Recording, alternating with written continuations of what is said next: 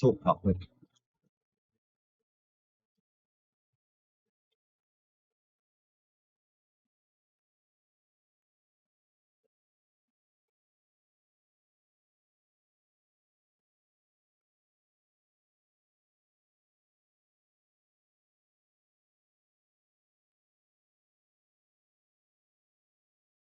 So you can always go back to watch the program, right? You can always go back to watch it. But right now, what we're going to talk about here is very important because all the time I keep saying this, it's important that we tell our own story. Now, the South African Times, a leading media company specializing in regional news and analysis, has entered a groundbreaking commercial partnership with Sky Channel 7, our very own Channel 7. And here to talk more about this partnership is the South African Times CEO, Farai Ian Muvuti. I hope I pronounced your surname Yeah, no, correctly, you because pronounced correctly. I think the company name is company name. the Southern African The Times. Southern African Times. Excellent. Yes, Southern African Times. Let's get that right. A lot of the times, especially within the media space, our voices are kind of missing when it comes to telling our own story. And I say this because I remember during the Kenyan election, this was last year in August, right? Mhm. So we're trying to get more news. I had a Kenyan journalist here. I spoke to him, trying to get to um, people on the ground to get more information. I said, okay, that's fine. We're able to speak to people. So I said, okay, let me just go online, check these so-called credible media houses and see their reportage. And believe you me, in about, let's say about 80 or 90% of these media houses, their reportage was heavily negative. Everyone highlighting the post-election violence consistently. Not really looking at the fact that Kenya has actually moved on since then. But you kept, this kept coming up and coming up. And I'm saying, what is going on? We got to do better, right?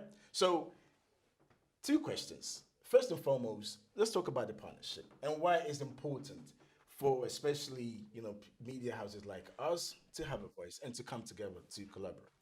Well, Jones, thank you so much for having me on your show. It's always an incredible honor to sit down with someone like you who's quite well esteemed in the fraternity of media, especially within diaspora reporting. But I think to your question, why it is fundamental for such collaborations to occur is to reimagine the very issues you're discussing. I think, Julius Nyerere may have said it better, where he said, it is stronger for the weak to stand together because we are taller, we are stronger, we have a greater reach. And some of the problems that we have in Africa, they stem back as far, you're talking about, over 100 years of negative perceptions. And there's a gap that we must close. And there are a few media houses that are doing the responsible work of providing fundamentally nuance. So what you pointed to, for example, with the Kenyan elections that we covered quite vastly as the Southern African Times, we did notice that there was a lot of negative reportage because a lot of publications may have been agenda driven. We don't want to be agenda driven. We just want the data. We want the facts. We want the detail in the discussion. So for me, I think it's a question of enhancing perspective, a question of enhancing nuance. You cannot be led by Reuters Thompson because Reuters Thompson does not have a context of your culture, does not have a context of your history, does not understand the intrinsic details of the tribal divisions that may occur that may lead to the multiple disturbances and differences that may occur with and the challenges that we may see in an election. We must be able to elucidate and further illuminate some of these aspects in great detail. And in order to do that, there has to be a wide range of coverage. And I think what this partnership does is it enables us to feed off each other. They feed, Channel 7 will be able to feed off our, triple A sort of upper middle income audience, and we will be able to equally feed into its, a potentially 5 million viewership, which comes directly to the UK market and equally has a stake in the Ghanaian market as well as the US. And I think that particular collaboration facilitates a strong base for us to begin to construct responsible reporting rather than the cliche that is African but is a reinvention of the CNN. and so forth.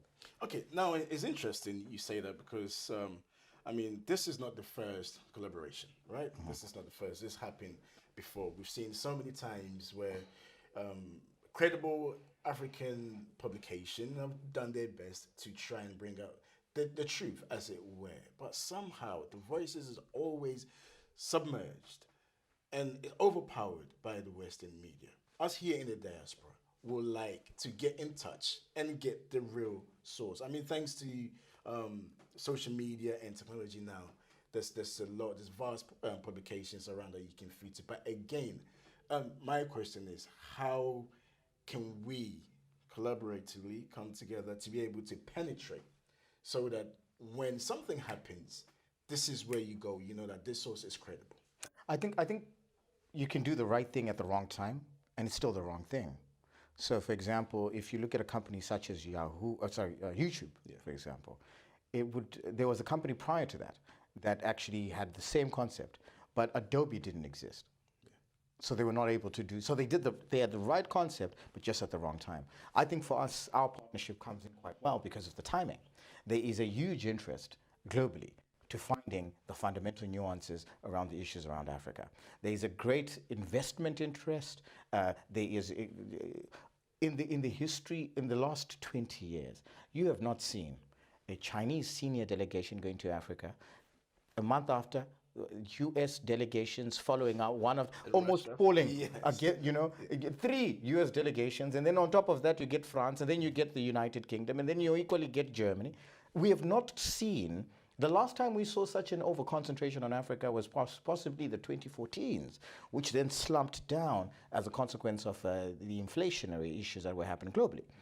And so, because of this new excitement about Africa, and not just being seen as a destination for aid, but being seen as a destination for investment, there is a critical audience that may be isolated, that we have an opportunity to speak to directly, which I think you guys have done well, is the diaspora.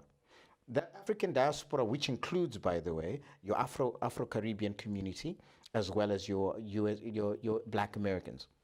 That particular audience collectively with the African continental Africans have been contributing by virtue of remittance back to Africa more than we get in developmental aid, more than we get in terms of foreign direct investment. It's your biggest player now. So domestic investment is the next wave. So why it's important to partner up? There is an underbelly here that a lot of people and a lot of media houses are not focusing on. The Africa Development, the Africa Free Trade, AFCFTA. yes, grants us an opportunity here to leverage that particular audience. Why? We have to create opportunities that speaks directly to the opportunities that are in Africa. And that particular Africa Free Trade Agreement enables to create a constituency for the diaspora to create a direct investment and equally direct returns at least an average of 49%, any more than they'll get anywhere else in their domestic markets. So there are multiple opportunities. So like I said again, to put it succinctly, our partnership is critical because we're doing the right thing at the right time. Now it's interesting you brought up the AFCEFTA, and I had the opportunity to speak to His Excellency Kelemene, and I was surprised and a bit dumbfounded, to be honest with you, that this fantastic initiative is happening on the continent, but many Africans were unaware about this initiative. Many have dreamt or dreamed about this for centuries. I mean, we had it. We began this process started. Who do you expect to tell them? Well, and that's what I'm saying. our job. It's our job to Yeah, tell we them. can't wait for the BBC in as much as Not necessarily the BBC, but I'm anyone. saying anyone, we can't for wait for it. instance. We have to tell our own story.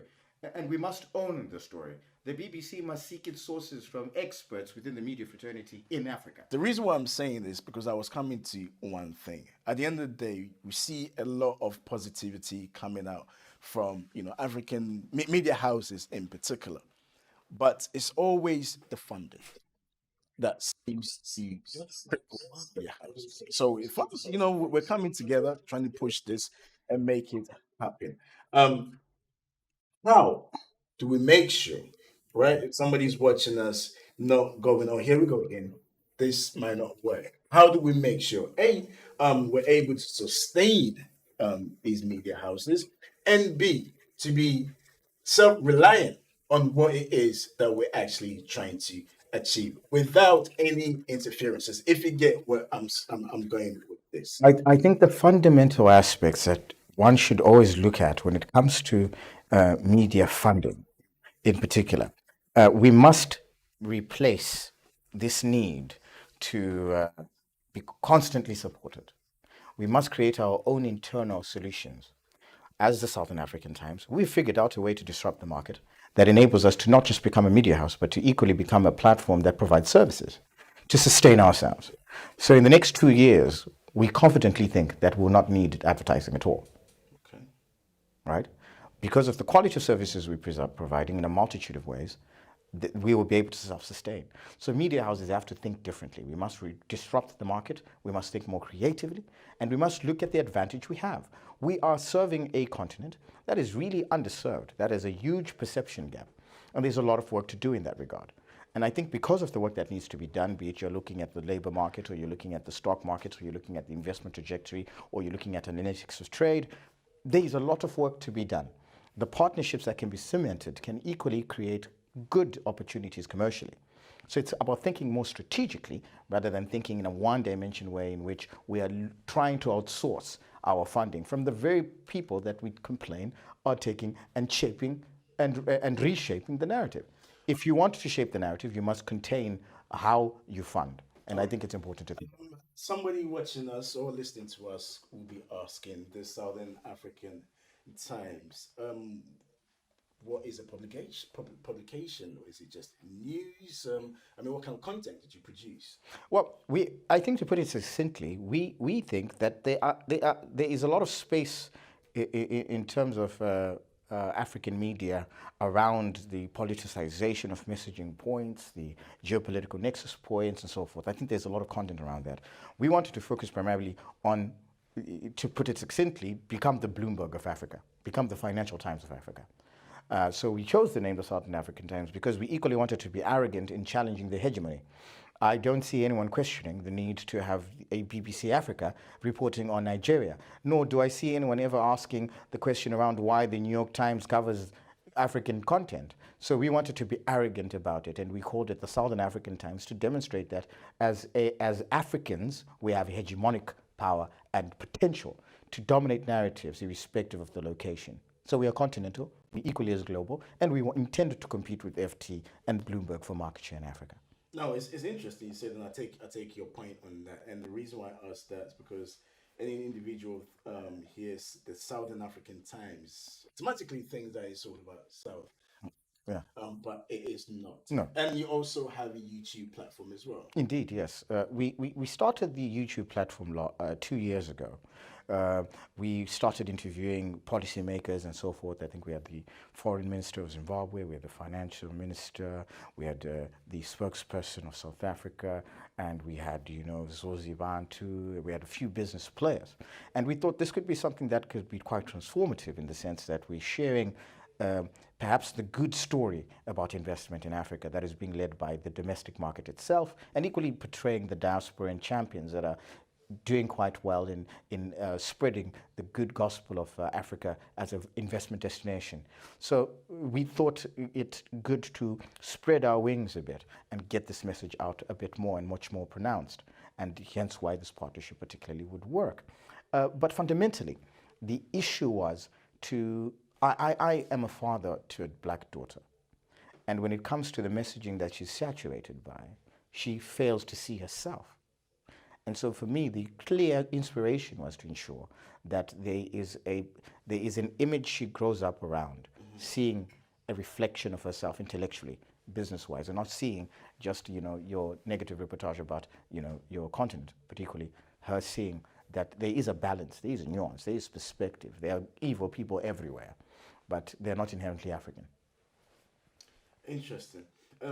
And lastly, because again, I think it's important we talk about this, the business model. I know you've touched upon it because Yes. a lot of the times we've had many media houses here, and I don't know, maybe if if it's been the same experience on your end. Some have argued that the so-called, this made up borders, which has more or less kept the continent apart, is what we're seeing. And this is why the lack of cohesiveness has lacked a lot of the times when it comes to telling our own story, where people are just sticking to their own, and the lack of collaboration. With this partnership with Channel 7, so are we going to see content from the South African Times on Channel 7? Yes, that's the idea. The idea when we spoke down with your CEO, when we sat down with your CEO, the idea was to really create a multi-faceted content range that looks at you guys covering the West as you continue to do, as well as the East side of Africa and so forth, and us providing the perspective from the South, right? So the idea is to create content around the South side so that we are collaborative. And I think what's good about this is that it echoes the sentiments of Nkrumah, but in a much more technologically advanced way. Media houses, this is our first media partnership, to be fair. We've tended to avoid them. But I think the beauty in this partnership is that we are precise about what we are trying to do. We're clear about the strategy of how we raise funds for it. And we're equally clear about how this collaboration will benefit both sides.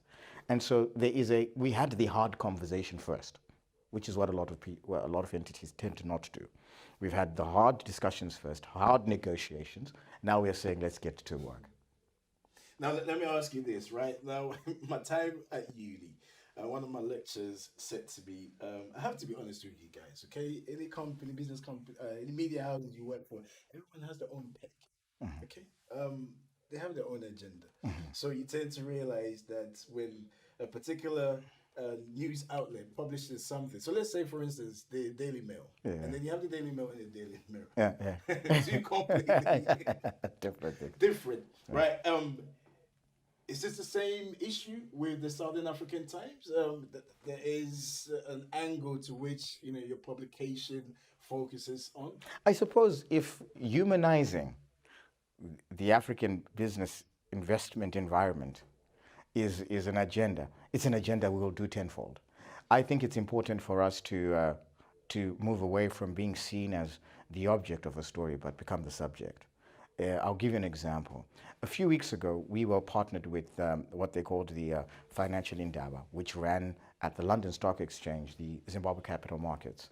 And one of the narratives, we were covering the media there, one of the narratives that was constant there with the Victoria Falls Stock Exchange, and I had this conversation with the CEO of the Victoria Falls Stock Exchange, who is Justin Mbonga, there was a perception gap. People didn't realize the opportunity. And it's the same thing if you look at the Botswana stock market. It's the same thing if you look at Nigeria investment. People were not celebrating the fact that there's a new refinery, one of the largest in the world, right? And so it's about, we have a lot of work to do as media houses to close that perception gap, to draw in FDI, but greatly to invite even the diaspora.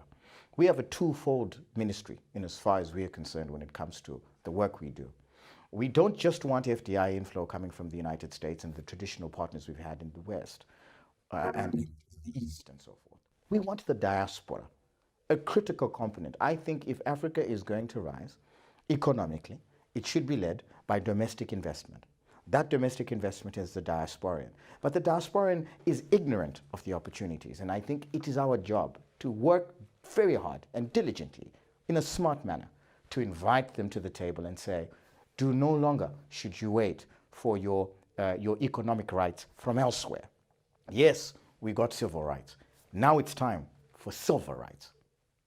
On that note, Farai Ian Muvuti, CEO of the Southern African Times, thank you very much for coming Thank you for having me. on the show. Thank you so much for having me. So public.